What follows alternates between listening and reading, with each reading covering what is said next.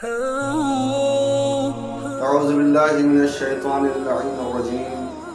بسم الله الرحمن الرحيم. الحمد لله رب العالمين وصلى الله على محمد وآله الطيبين الطاهرين. محترم ناظرین، السلام علیکم ورحمۃ اللہ وبرکاتہ.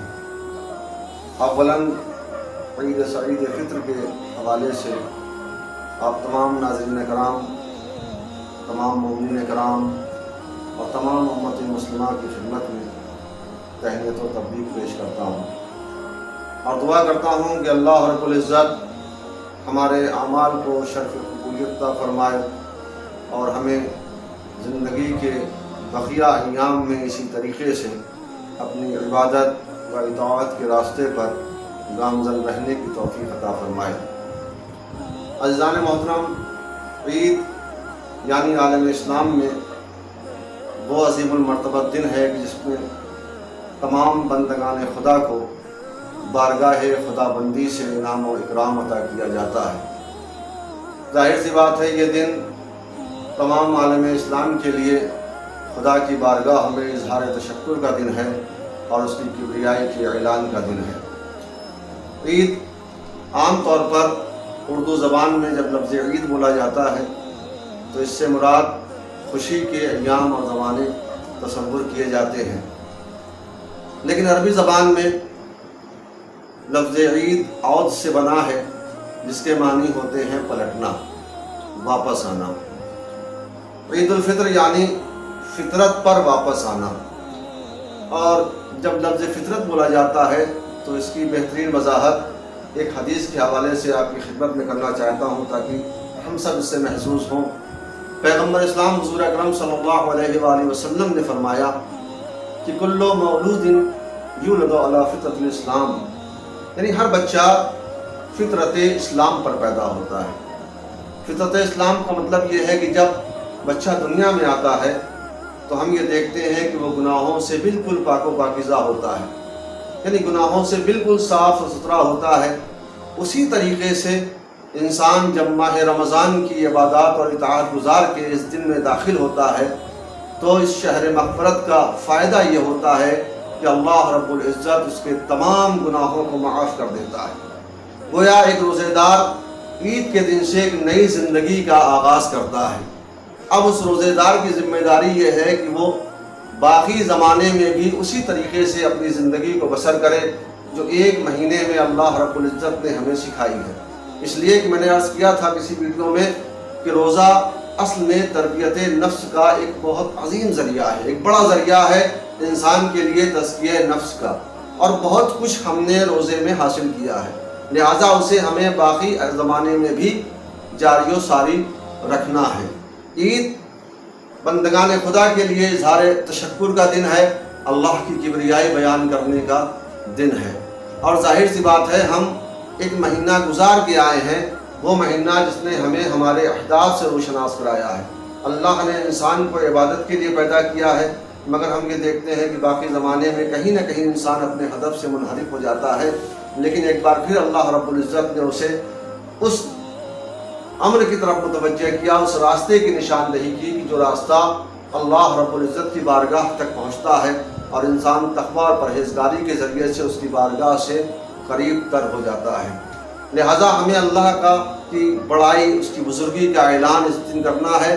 اور یہ بات بھی قرآن مجید میں اللہ رب العزت نے اس مقام کے اوپر کہ جہاں روزے کے احکامات بیان کیے ہیں، مثلا قرآن مجید میں آیت نمبر 183 سے 127 سورہ مبارکہ البقرہ میں جہاں تفصیل سے روزے کے بارے میں اللہ رب العزت نے بیان کیا ہے، وہیں پر ایک مقام پر اللہ نے ارشاد فرمایا وَلِتُكْمِلُوا الْعِدَّةَ وَلِتُكَبِّرُوا اللَّهَ عَلَى مَا هَدَاكُمْ لَعَلَّكُمْ تَشْكُرُونَ، یعنی جب تم اپنے روزوں کی تعداد کو مکمل کر لو، یعنی ایک مہینہ جو مسلسل آپ نے روزہ رکھا ہے جب یہ کمپلیٹ ہو جائے، مکمل ہو جائے، تو اب ایک ذمہ داری انسانیت پر یہ ہے کہ وہ اللہ کی کبریائی کا اعلان کرے.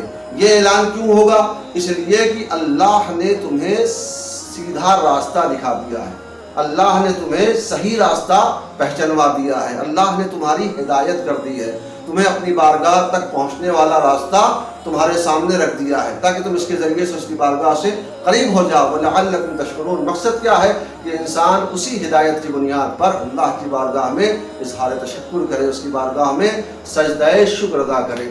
تو میرے عزیزو، یہ زمانہ اہم ترین زمانہ ہے جسے عید الفطر کہا جاتا ہے، لہٰذا ہماری کوشش یہ ہونی چاہیے کہ ہم اللہ کی بارگاہ میں زیادہ سے زیادہ اظہار تشکر کریں، اس کی کبریائی کا بیان کریں، اس لیے کہ اللہ نے ہمیں ایک پاکیزہ زندگی عطا کر دی ہے، لہٰذا اب یہ فرض ہے انسانیت کے اوپر کہ وہ متوجہ ہو جائے اللہ کی کبریائی کی طرف، اللہ کی ذات، اس کی بزرگی کے اعلان کی طرف۔ مولا متقیان امیر المومنین علی بن ابی طالب نے بھی اس کی وضاحت کی ہے، اسی لیے امام نے فرمایا تھا کہ یاد رکھنا ہر وہ دن تمہارے لیے عید کا دن ہے کہ جس دن تم اپنے وجود کو معصیت پروردگار سے محفوظ کر سکو، یعنی جس دن بھی تم سے کوئی گناہ سرزد نہ ہو، یاد رکھنا وہ دن تمہارے لیے عید کا زمانہ قرار دیا جائے گا۔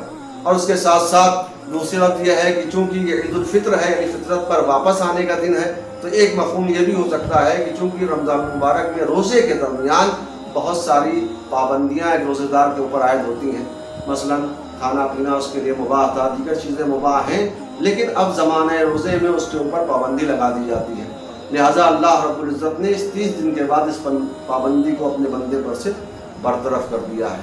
لہٰذا عید کی اہمیت کو ہمیں سمجھنا ہے اور کوشش کرنا ہے کہ اس دن ہم اللہ کی بارگاہ میں مسلسل دعا کرتے رہیں کہ پروردگار جو کچھ ماہ رمضان سے ہم نے حاصل کیا تھا، اب اللہ ہمیں توفیق دے کہ ہم باقی ایام میں بھی اس کو جاری و ساری رکھ سکیں۔ دوسرا مسئلہ یہ ہے کہ نماز عید کے سلسلے میں مجھے آپ کی خدمت میں گفتگو کرنی تھی، اور یہ چونکہ بہت ساری باتیں ہیں تو میں یہ چاہتا ہوں کہ یہ ویڈیو بہت طولانی نہ ہونے پائے، لہٰذا کم سے کم وقت میں کچھ اہم چیزیں ہیں جو آپ کے اذہان تک پہنچانی ہیں۔ دیکھیے، سب سے پہلے میں نے کہا کہ یہ دن اللہ کی کبریائی کا دن ہے، لہٰذا اس کی کبریائی بیان کی جائے۔ کیسے بیان کی جائے، اس کا طریقہ کیا ہے؟ تو اس کے لیے ملتا ہے کہ ان کلمات کو ایک انسان اپنی زبان پر جاری کرے۔ وہ کلمات کیا ہیں؟ دیکھیے، جو کلمات ہیں وہ یاد رکھیے گا۔ نماز مغربین، شب عید، نماز مغربین کے بعد، صبح کی نماز کے بعد اور نماز عید الفطر کے بعد ان کلمات کو جاری کرنا ہے۔ وہ کلمات کیا ہیں؟ اللہ اکبر، اللہ اکبر، لا الہ الا اللہ، واللہ اکبر، اللہ اکبر، وللہ الحمد، الحمدللہ علی ما ہدانا ولہ الشکر علی ما اولانا۔ یہ وہ کلمات ہیں جسے ہمیں اپنی زبان پر جاری کرنا ہے۔ اب آئیے روزے عید کی طرف متوجہ ہوتے ہیں کہ عید کے دن ہماری ذمہ داریاں کیا ہیں اور ہمیں کیا کرنا ہے۔ تو سب سے پہلے عید کے دن ہمارے لیے مستحب یہ ہے کہ صبح کی نماز کے بعد اور اس سے پہلے ہم غسل کریں، چونکہ غسل کے ذریعے ہی نماز پڑھیں تو بہتر ہے، اور ظاہر سی بات ہے مستحب قرار دیا گیا ہے غسل کرنا۔ غسل کرنے کا طریقہ کیا ہے ہم سب جانتے ہیں، کوئی فرق نہیں ہے عام غسل میں اور سنت میں، چاہے واجب اور سنت ہو، غسل کا طریقہ ہمیشہ ایک ہوتا ہے۔ اور غسل کا طریقہ یہ ہے کہ ہم نیت کریں کہ غسل عید الفطر کرتا ہوں قربتاً الی اللہ۔ ہاں، البتہ یہ ہے کہ اس میں یہ حکم ہے کہ اگر ممکن ہو تو انسان کے لیے وہ نہر میں جا کے غسل کرے، لیکن اگر ایسا نہیں ہے تو جہاں بھی آپ غسل کرتے ہیں اس مقام پر، یعنی باتھ روم یا واش روم میں جا کر آپ غسل کر سکتے ہیں۔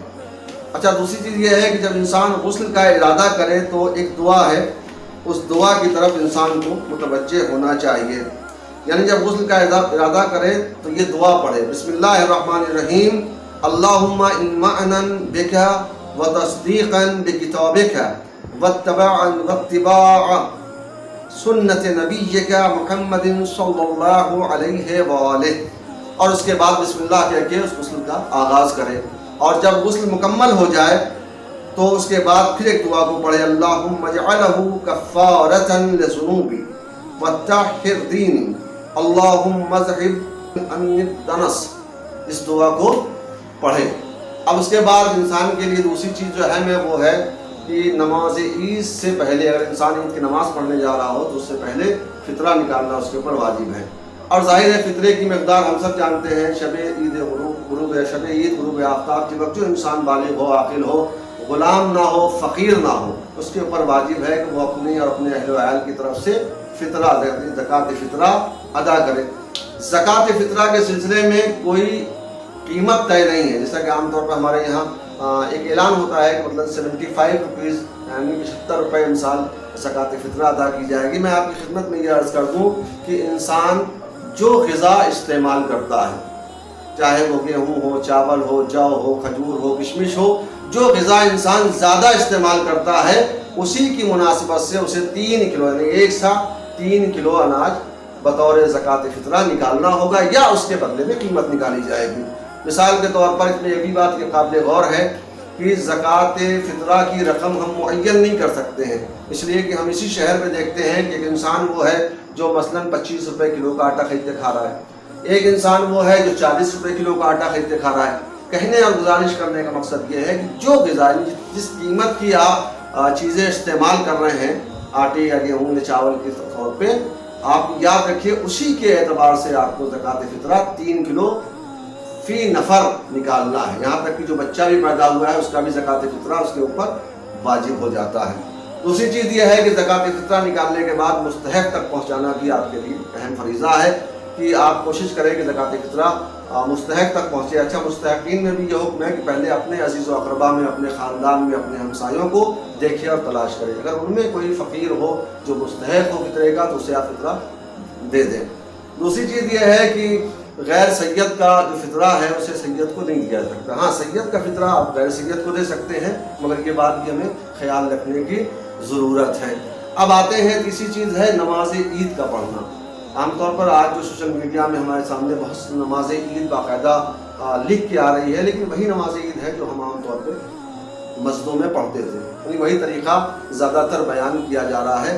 میں مومنین کی خدمت میں اہم گزارش کرنا چاہتا ہوں کہ دیکھیے نماز عید جو ہے وہ غیبت امام زمانہ عجل اللہ فرج الشریف میں پڑھنا مستحب ہے۔ ظہور امام میں یہ نماز واجب ہے اور ظہور امام میں پھر واجب تھی اور واجب ہو جائے گی، لیکن چونکہ غیبت کا زمانہ چل رہا ہے لہذا یہ مستحب ہے کہ اس نماز کو پڑھا جائے۔ لیکن ایک ایسی مستحب نماز ہے کہ جسے جماعت سے بھی پڑھا جا سکتا ہے اور فرادہ بھی ہم اس نماز کو پڑھ سکتے ہیں، یعنی دونوں طریقے ہیں، جماعت سے بھی پڑھ سکتے ہیں اور فرادہ بھی اس نماز کو ہم پڑھ سکتے ہیں۔ اب عموماً ہوتا یہ تھا کہ ہمارے یہاں جب زمانہ عید آتا تھا یعنی عید کی نماز کے لیے تو ہم یہ دیکھتے تھے کہ مساجد میں بہت بڑی تعداد مومنین کی ابھر کے آتی تھی نماز عید کے لیے، اور میں سمجھتا ہوں اب تک زیادہ تر لوگوں نے جماعت سے ہی نماز عید پڑھی ہے۔ لیکن چونکہ لاک ڈاؤن کا زمانہ ہے اور ہم جانتے ہیں کہ سوشل ڈسٹینسنگ ہی اس وائرس سے بچنے کا ذریعہ ہے، لہٰذا ہم بھی اپیل کرتے ہیں بار بار آپ کی خدمت میں کہ آپ اپنے گھروں میں نماز پڑھیں۔ یہ کوئی بہت مشکل نماز نہیں ہے کہ جو طریقہ ہم نے مسجدوں میں دیکھا ہے اسی طریقے سے پڑھیں گے ورنہ نماز نہیں ہوگی، ایسا نہیں ہے۔ یاد رکھیے گا نماز پڑھنے کا ایک آسان سا طریقہ آپ کی خدمت میں نظر کرنا چاہتا ہوں تاکہ آپ اس سے محظوظ ہو سکیں۔ تو سنیے، نماز عید یاد رکھیے گا غیبت امام عصر میں مستحب ہے پڑھنا، جماعت سے بھی ہو سکتی ہے اور فرادہ بھی پڑھی جا سکتی ہے۔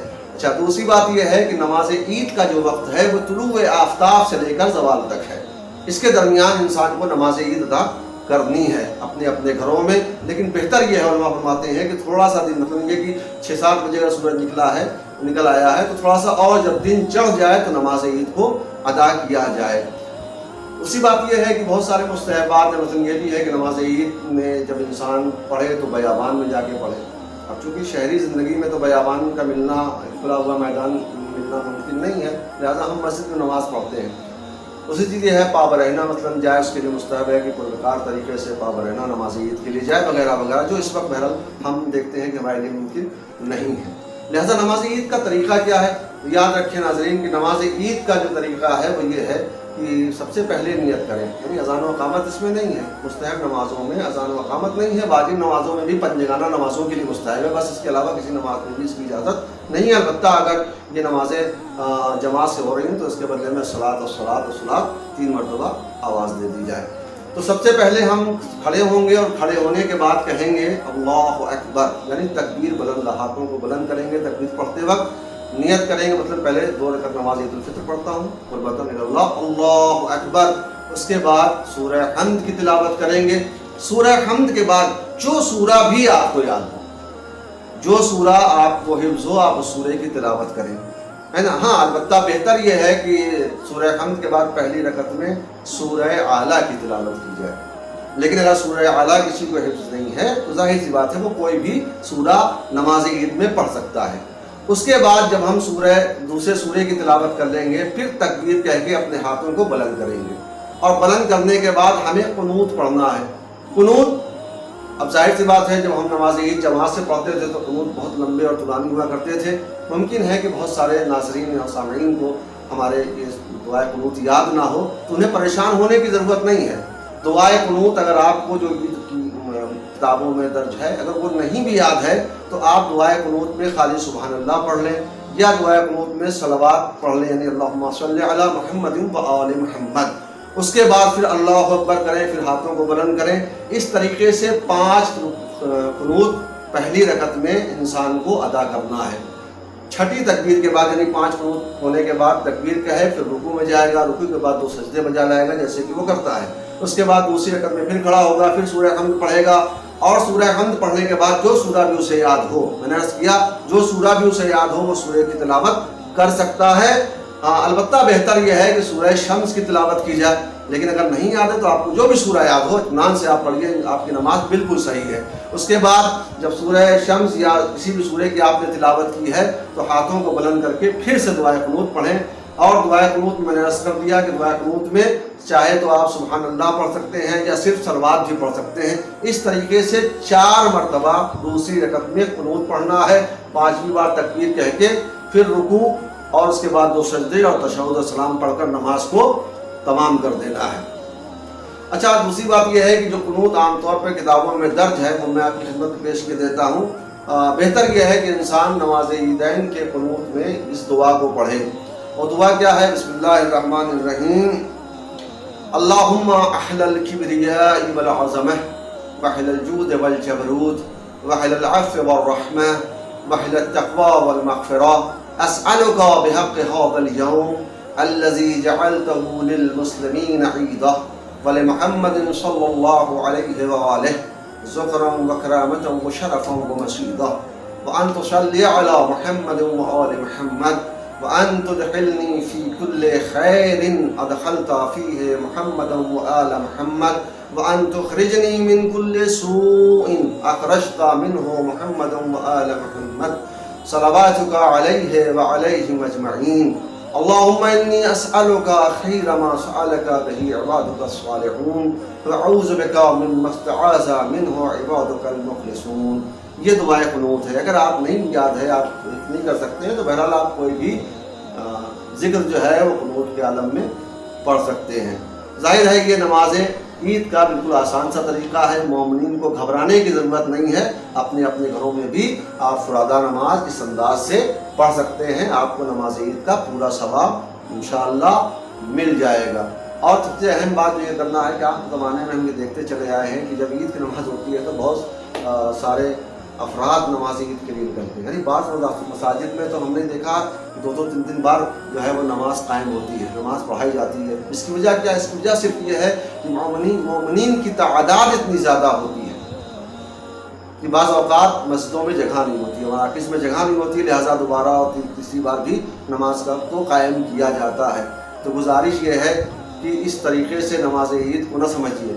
ہم اپنے نماز عید کو اس طرح پڑھتے ہیں گویا جیسے کوئی ہمارے اوپر بہت بڑا فریضہ ہے. عام نمازوں کی طرف ہمیں کوئی توجہ کرنے کا موقع ہی نہیں ملتا ہے. مطلب نماز پنجگانہ ہے اس کی طرف ہم اتنی توجہ نہیں کرتے ہیں. خدا کے واسطے اس سے باہر آئیے اور اپنے اپنے علاقے کی مساجد کو آباد کیجیے.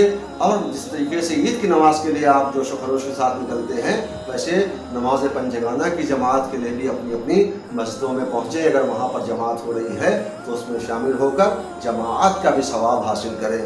واعوذ باللہ من الشیطان الرجیم. بسم اللہ الرحمن الرحیم. وآخر دعوانا الحمد للہ رب العالمین. الصلاۃ والسلام علی رسولہ الکریم. السلام علیکم ورحمۃ اللہ.